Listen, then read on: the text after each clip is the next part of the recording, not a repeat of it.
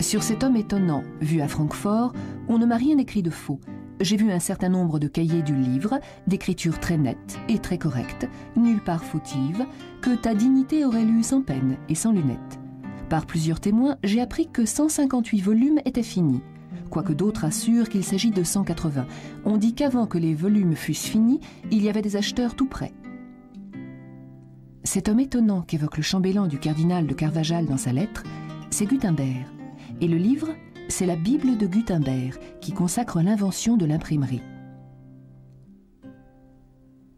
Quand cet ouvrage a-t-il été terminé?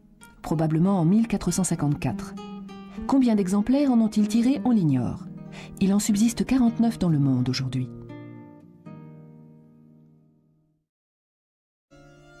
Dans des ateliers, les scriptoria, à longueur de journée, des moines copient et recopient des textes. À cette époque, il n'existe nulle part une méthode qui permette d'obtenir rapidement des reproductions nombreuses, identiques et surtout sans faute. Or, il existe une forte demande sur certains textes. C'est le cas par exemple des Dona, ces grammaires scolaires recherchées par un nombre croissant d'élèves. Gutenberg veut parvenir à les multiplier vite, à bon marché, pour les obtenir en grand nombre. Il sait qu'ils se vendront facilement. Gutenberg voyage. Il va de ville en ville à la recherche de toutes les compétences. Nous sommes à la fin du Moyen-Âge. La prise de Constantinople par les Turcs ébranle l'Occident en 1453. C'est une période de renouveau technique et d'innovation liée aux préparatifs de la guerre. Il développe l'imagination, en Allemagne tout particulièrement. La métallurgie de précision fait la fortune de Nuremberg. L'orfèvrerie se développe également.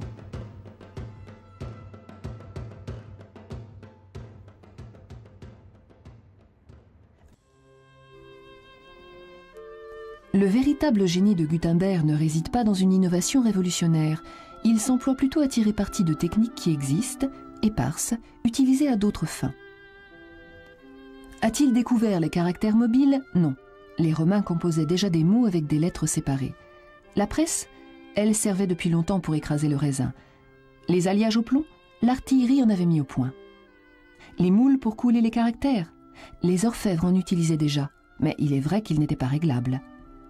Les poinçons à lettres en acier, les fondeurs de pots d'étain en avaient quelques-uns, mais il en faut 100 à 200 pour commencer la composition d'un livre.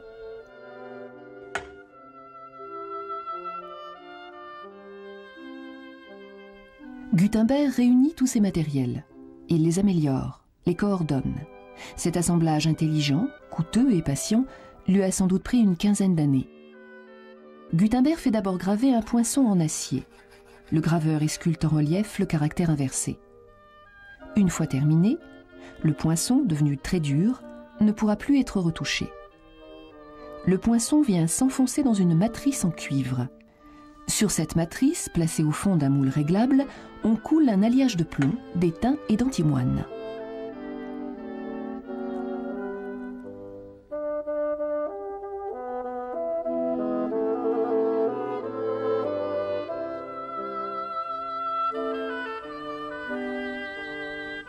À partir d'un seul poinçon, on obtiendra ainsi des milliers de caractères identiques.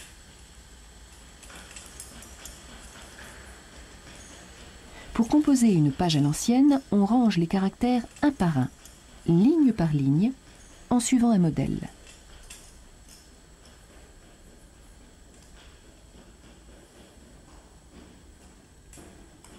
Des centaines, voire des milliers de ces caractères tiendront ensemble sur une page sans qu'ils se séparent, se renversent ou s'intervertissent.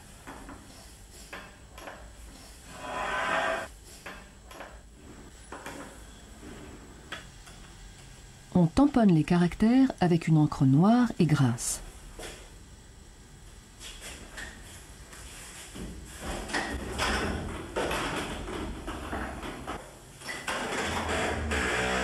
Une pression régulière permettra d'imprimer les deux côtés de la feuille.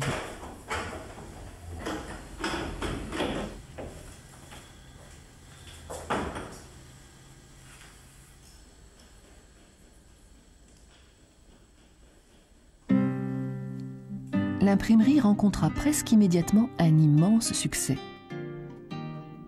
Les imprimeries se répandirent dans toute l'Europe et au-delà. En un jour, selon un témoin de l'époque, on imprime plus qu'on écrit en une année. Gutenberg est-il reconnu comme l'inventeur de l'imprimerie? À coup sûr. Pourtant, il n'a signé lui-même aucun livre, aucune impression. On ne possède de lui ni une lettre authentique, ni une signature. On peut supposer qu'il a exercé une activité d'imprimeur de 1450 à 1458. C'est tout. 50 ans plus tard, le livre jouera un rôle déterminant dans le développement des idées et de la connaissance, l'apparition de la contestation religieuse et la propagation de l'humanisme.